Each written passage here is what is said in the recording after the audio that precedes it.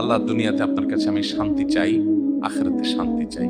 আমি যাকে মনে করছি এর সাথে আমার শান্তি হবে, এটা না হয়ে অন্য কোনো জায়গা হতে পারে। যেখানে শান্তি হবে ওখানে আল্লাহ আপনি আমাকে নিয়ে যান। আল্লাহ, কাউকে আপনি কুড়ের ঘর দিয়ে শান্তির মধ্যে তাকে রাখতে পারেন, আরেকজনকে অনেক পয়সা করে দিয়ে শান্তির ধারে কাছেও রাখবেন না, এমনও হতে পারে। বাবা মা, পরিবারের লোকেরা আপনাকে বাধ্য করে হারামে যাইতে, তাদেরকে বুঝান, চোখের পানি ফেলেন, কোন ওলামা একরামকে দিয়ে কাউন্সিলিং করেন যে হারাম কি হালাল কি।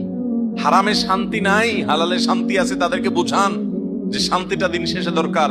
আমি হারামে যাব না, আমি ওই প্রতিযোগিতা করব না যে তার আরেকজনের ছেলে লাখ লাখ টাকা কোটি কোটি টাকা বানায়, আমি কম্পিটিশনে যাব না। আমি সততার কম্পিটিশনে থাকবো। লাখ লাখ টাকা বানানো কুলি চামারেও পারে, আরে এটা তো হাজার হাজার ছেলে মেয়েরাই করে, সৎ সবাই থাকতে পারে না। আমি সৎ থাকবো ইনশাআল্লাহ। আল্লাহ আমাদেরকে সৎ থাকার তৌফিক দান করুন।